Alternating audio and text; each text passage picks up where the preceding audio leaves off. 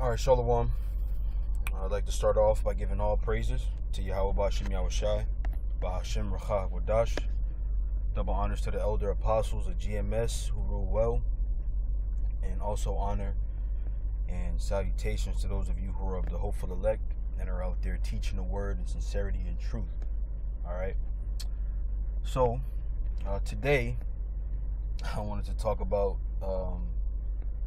It's at this point I guess I could say it's old. It's old. I'm revisiting something, but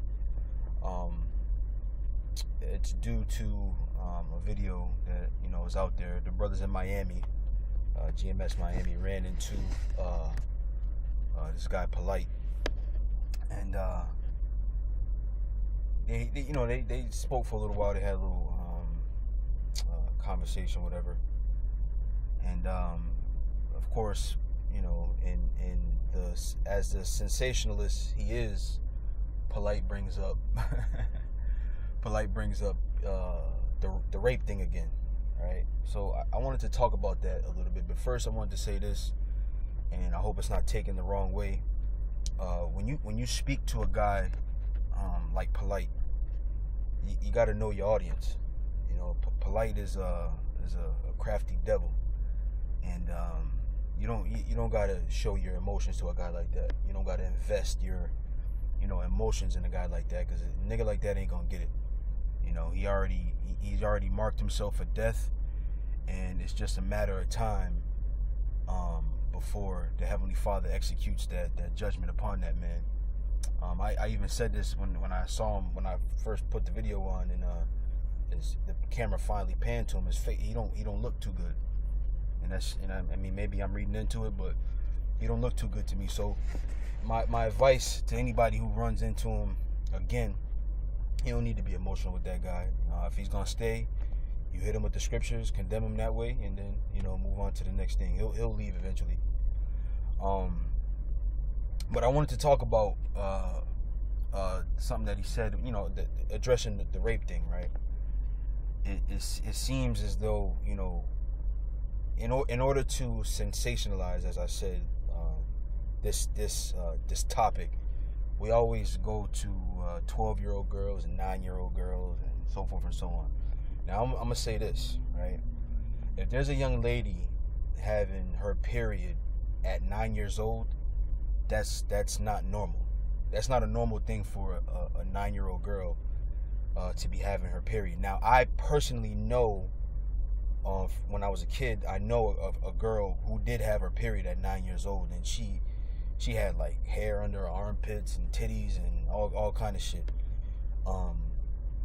So but again, that's a rare case. That's not the norm for a young girl at that age to be having her period. But it is, on the other hand, a normal thing around 13, between 12 and 15, in that window, for young girls to start having their period, right?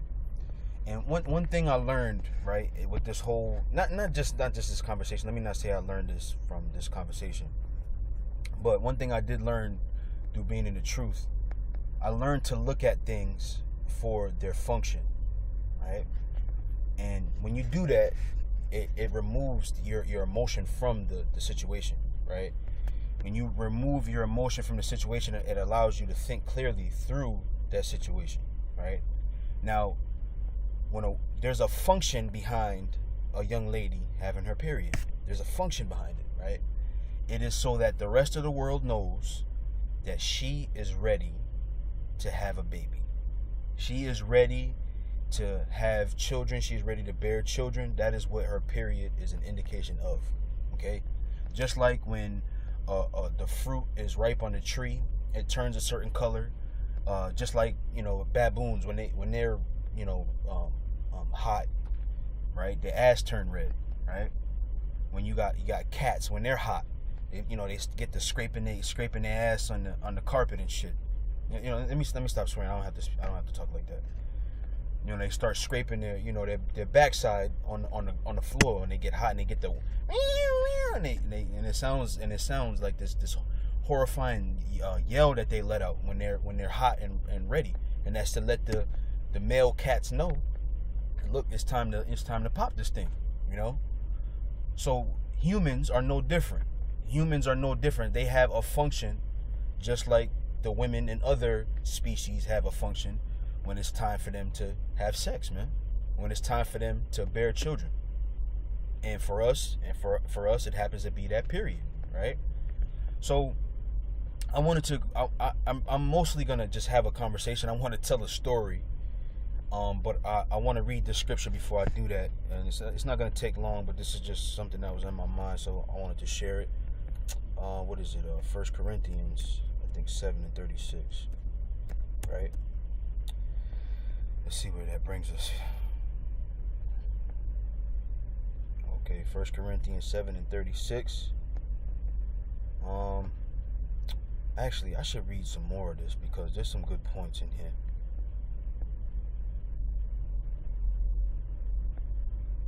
Let's see.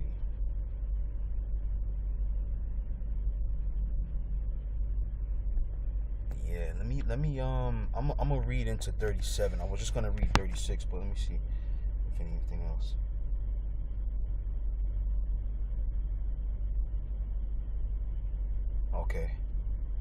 Okay, let me see.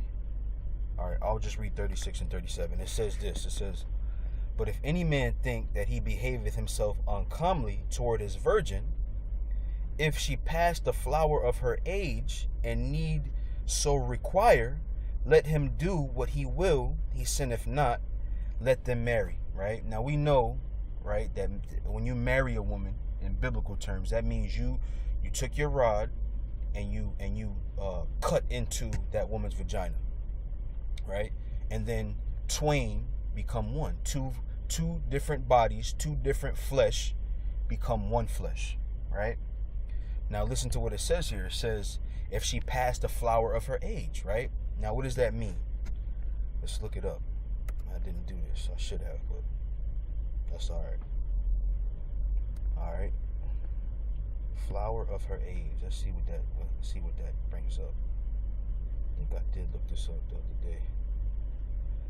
Okay, it says here, beyond the bloom or prime of life, overripe, plump and ripe.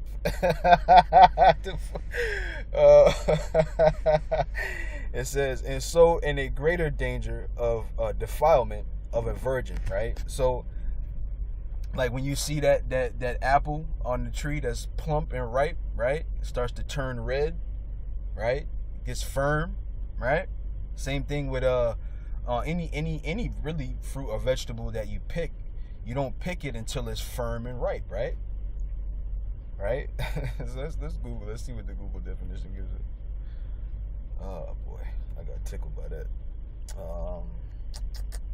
Flower of her age.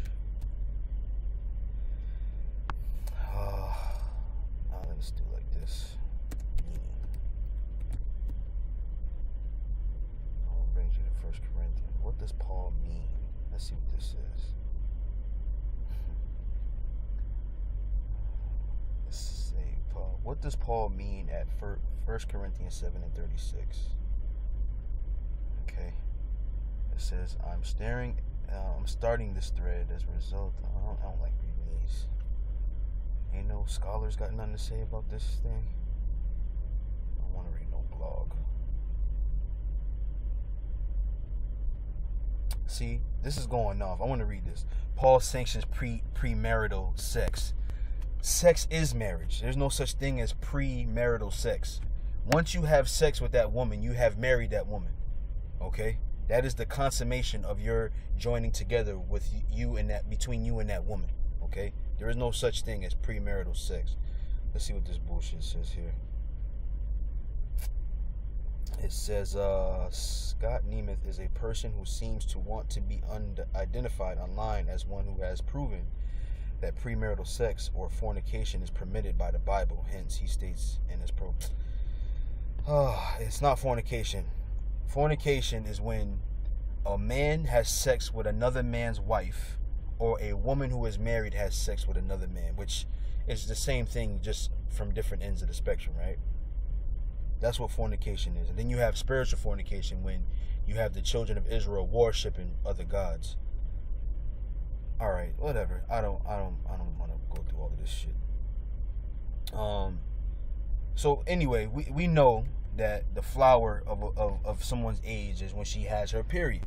Okay, and again, that range is anywhere from 12 to 15 years old, right? So, and now what Paul says in this scripture is very important, because he says, look, if you think it's wrong to just be having your wife there, and not touching her, right? Behaveth himself uncomely, meaning what? Matter of fact, let's look that word up. Shit. I gotta go back. I clicked it too fast. Let's see here. Uncomely. Let's see what that is. Behaveth himself uncomely. Let's see what that means. Right? Let's see here. It says to act unbecomingly, right? So meaning to you, if you're mistreating her by not laying with her, because why? Right? Once a woman, a young woman at 12, anywhere between 12 and 15, starts having that period, you know what else comes with that? Her sexual feelings. She gets hot. Okay? And when she gets hot and she's having them feelings, if you feel like you're wrong for how she's here suffering because she's horny and she can't be with nobody else because she's been joined unto you, if you find it that you want to lay with that woman, you're not sinning. That's your wife. Lay with her. Right? Listen.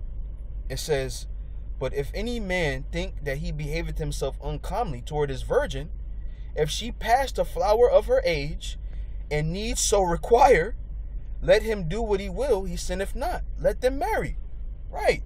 If she itching, right, and she want that scratch itch, you need to oblige as her husband. There's no sin in that. Right? So, let me go to the next verse here. It says, so then he that giveth her in marriage doeth well, but he that giveth her not in marriage doeth better. Right? If you can hold on, right, you should. Right? But if your wife wants to, get busy, you that is your duty. Like Shab said, it is your duty to please that booty. Okay? And forgive me, I'm tickled by this, but it's a simple thing, man. The function of a woman's period is because she's ready to lay down, man. She's ready to lay down. Okay? So, I wanted to tell this story real quick and then I'll get out of here. I remember in 7th grade, and I won't say her name. I remember her name, but I won't say her name.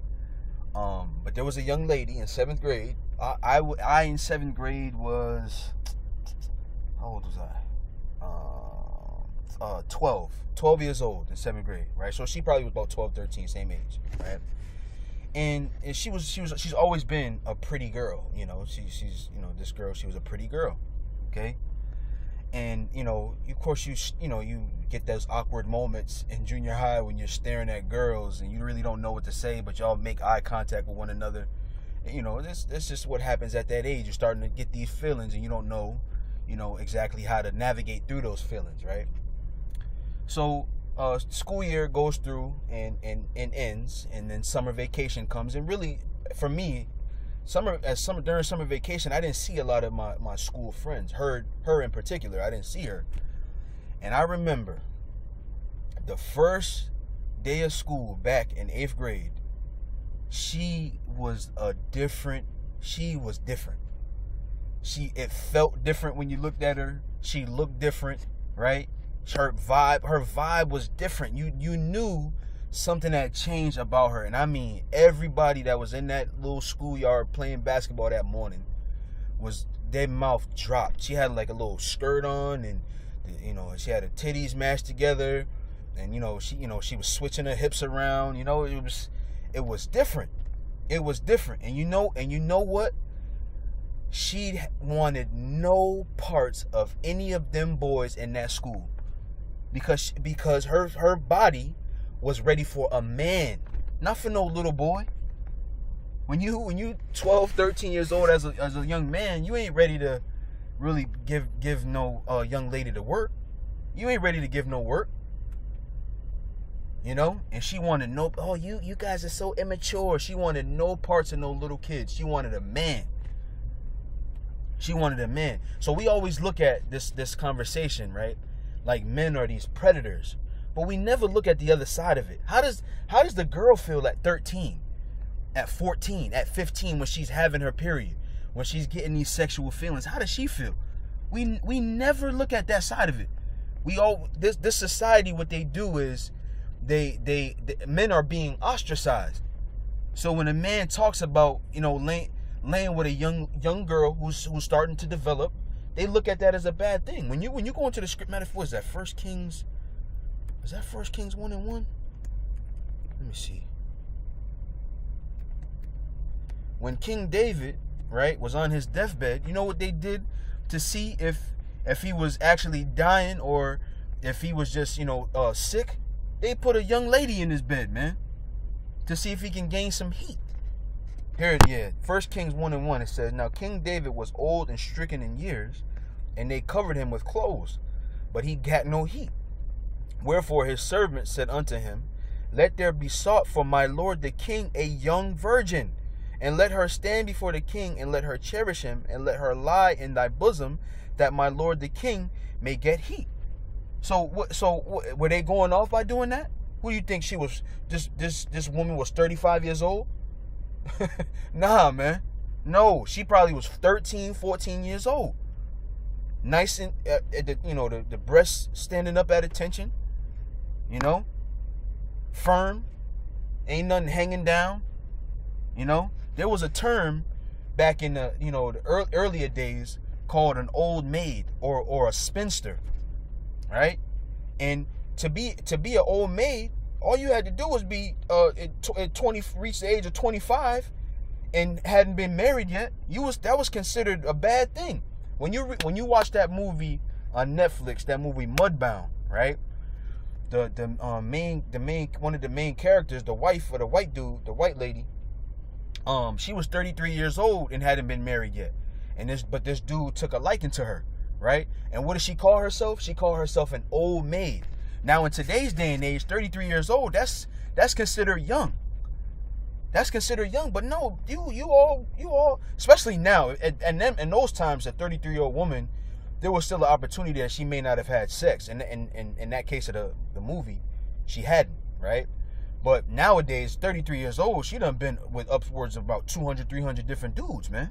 By that time, you gonna wait till then? It's a very simple thing, man. Everything has a function.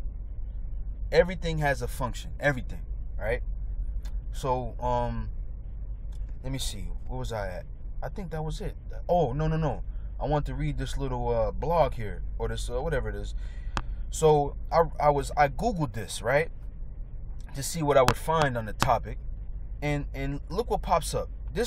What you see here in bold is a question from a 13-year-old girl, and listen to what the question is.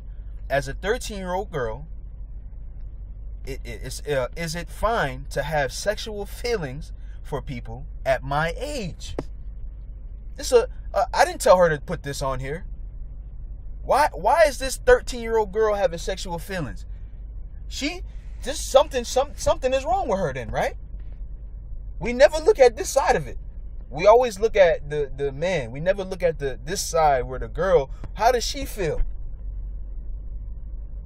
And this is why you hear a lot of stories about young 13-year-old, 14-year-old girls starting to buck up against their mothers, starting to act like little bitches.